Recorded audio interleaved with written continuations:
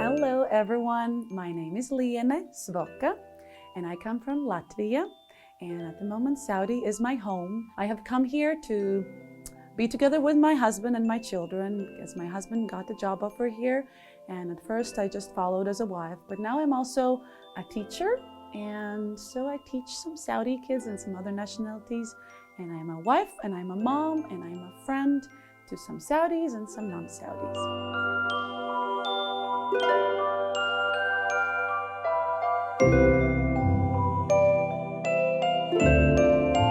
Hi everyone, my name is Tamer. I'm a Jordanian. So I met Liana, my beautiful wife, at home. So I was that lucky to meet her at home. And my story is really short. So I wake up, I saw her, she fell in love, and we got married. But she has a longer version, we need hours to tell you about. So long. Seriously, I saw him, I liked him, he saw me, he liked me, apparently. And then, yeah, we just clicked. It was in the air, really. It wasn't always easy, it wasn't easy to get to the wedding part and all that, but here we are in Saudi Arabia.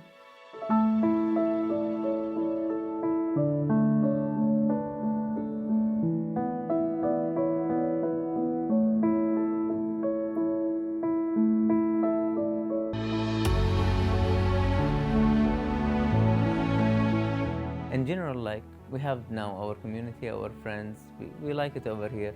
And actually, the things you do over here, you feel connected to the country. Recently, I did 10K marathon, and it was a great achievement. Even the kids went with me, we felt good. I love to do things with my kids. We build things together, we build together the climbing walls, we build a table, some workshops, something like this together. It's cool. It's hard, but at the same time, you feel more connected to your kids.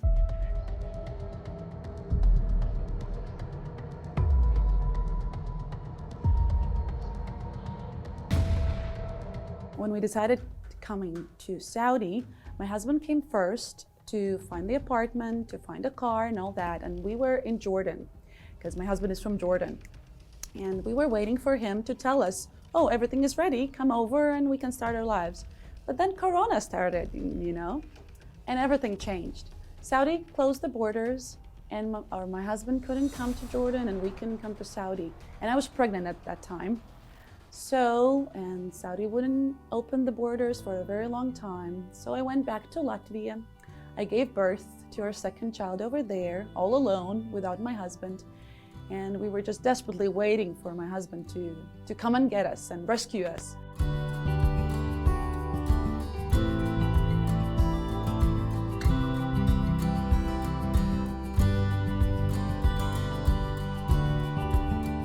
The very first week when we had just gotten here, to be honest, I felt like a tiny little insect, in a gigantic forest, let's say. Nobody knows me. Nobody has any idea of who I am, that I'm even here. And it just felt like, what am I doing here? And I just felt so lost. The only person I knew was my husband and my two little boys. I was like, what am I doing here? Because it was so huge, because I come from a country that only has 2 million people in the whole country. But just Riyadh has, what is it now, 9-10 million people just in one city.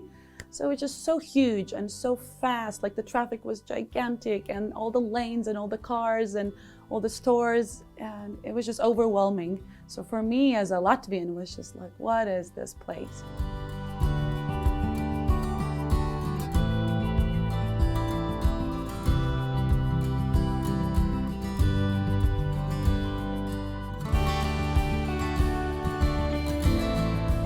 Step by step, we started learning about the culture, about the people. And what it really made a difference was just getting outside of the house and going for walks, in my case.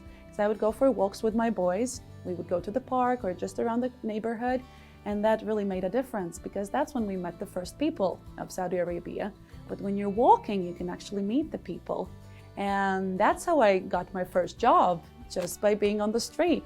That's how I got my first Saudi friends, just by being on the street. I was at the park with my 2 boys, and a Saudi lady with full niqab was there with her 2 children, comes to me, like, what do you want from me, you know? And she's like, oh, could you please come to my home and teach some English to my daughter? I was like, okay, yalla, why not? Let's give it a try.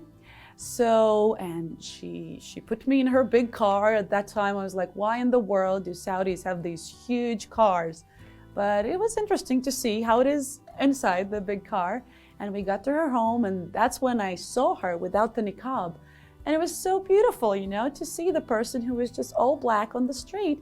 She's actually this beautiful person, this beautiful woman, this mother of 2 kids who just wants her daughter to study English. And it was a beginning of a very nice cooperation. At first I taught the daughter, and then I also taught the mother.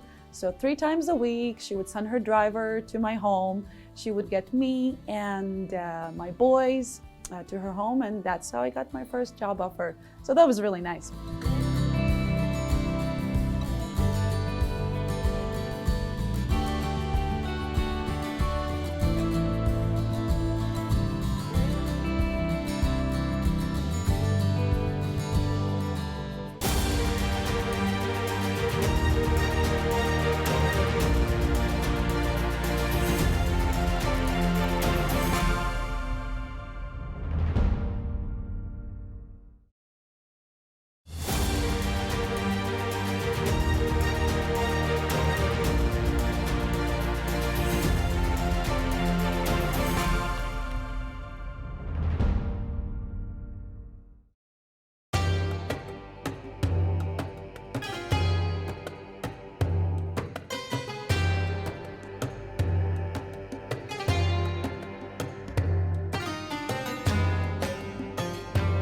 When you go to a new country, you have to be ready to make a step.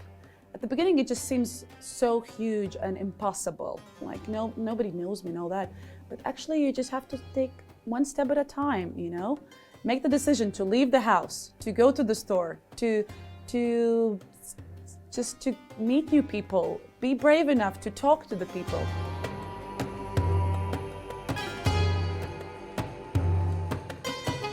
Traveling around Saudi Arabia has been a bit difficult because we have 2 little boys, and they're not the most patient drivers, as you can imagine, especially the youngest one. But we went to Jordan twice by car, so we crossed pretty much a half of the country.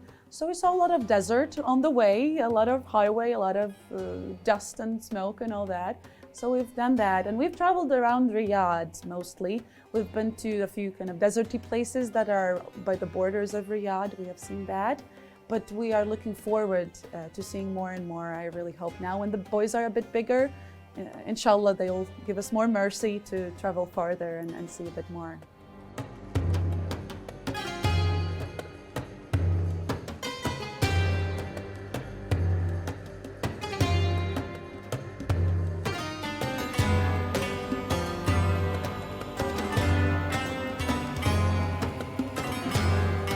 And you know, when you're in a place where the people are proud of who they are, it makes you feel proud of, oh, I'm in Saudi Arabia, you know, it's something special. So we really like that.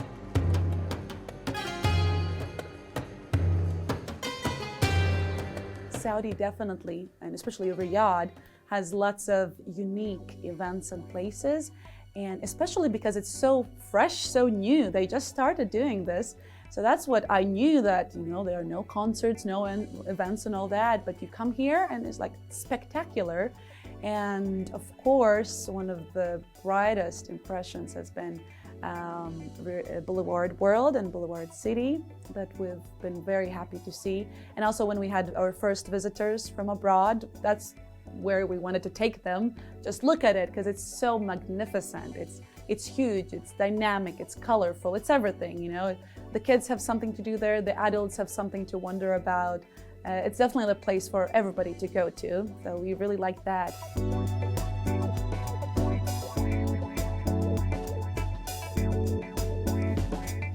Being a full-time mom and a full-time teacher, I don't really have too much time for hobbies, but if I do have a little moment for myself, I do love to go for a walk just around the neighborhood or in a park, just by myself, slowly and peacefully walk around. Sometimes I like reading a book or having a picnic at the park with my friends or family, or just grabbing a cup of something with a girlfriend at a cafe nearby, or just sometimes sitting and staring out the window and do nothing at all, because after a busy day at the school, you just want some peace and silence.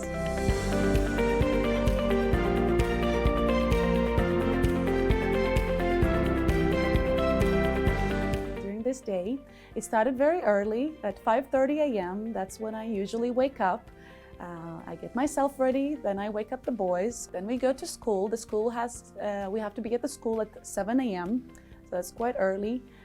But yeah, me and the youngest, my both boys go there, and I teach one class, and my boys are in different classes.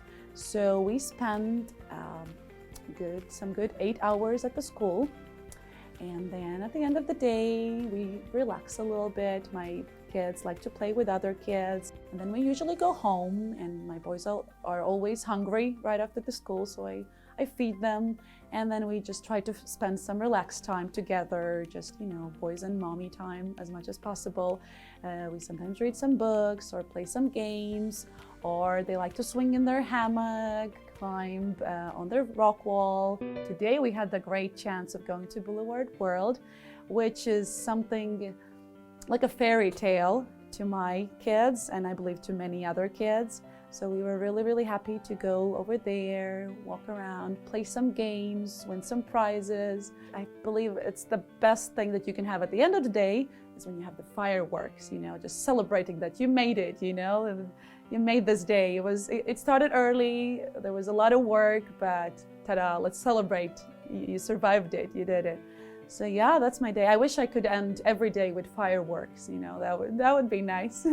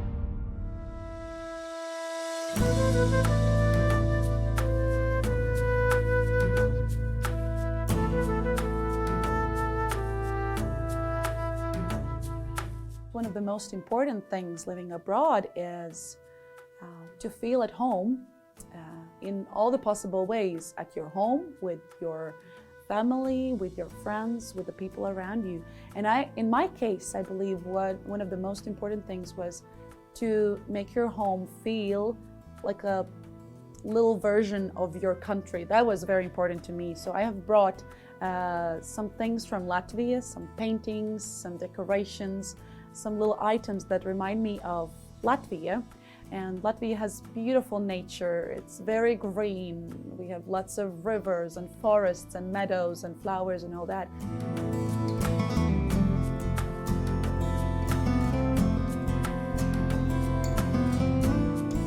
But we're very proud of our little country. We have our own language, we have our own alphabet and everything.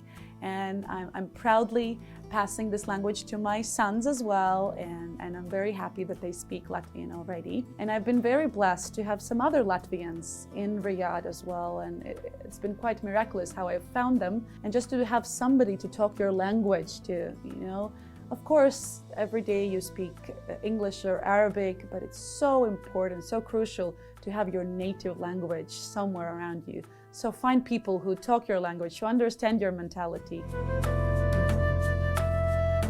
For me, I speak to the kids in Arabic. She speaks Latvian, and they picked up the English from the school.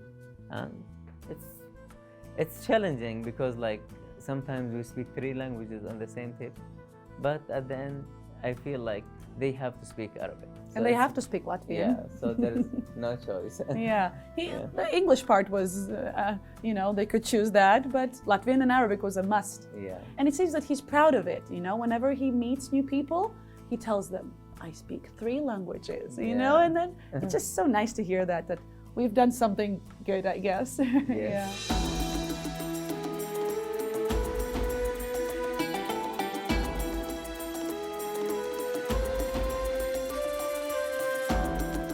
Saudi surprised me by the variety of different food that you can get over here.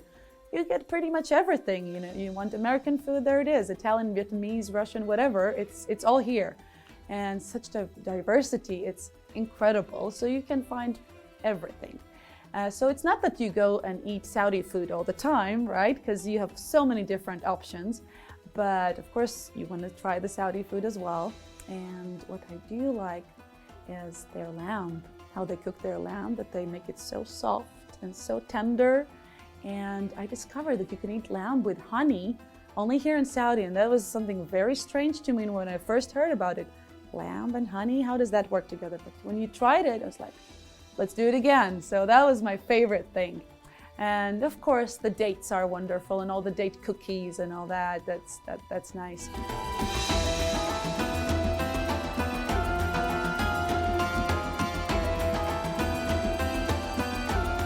The best thing about Saudi Arabia is that they're brave. They are brave enough to change.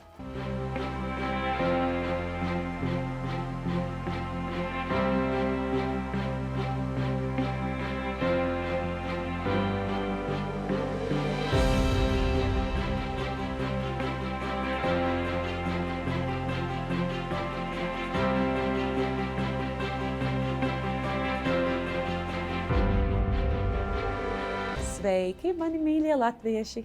Man ir liels prieks jūs uzrunāt latviešu valodā, un tik forši, ka daudzi nemaz nesaprot, ko mēs sakām, vai ne?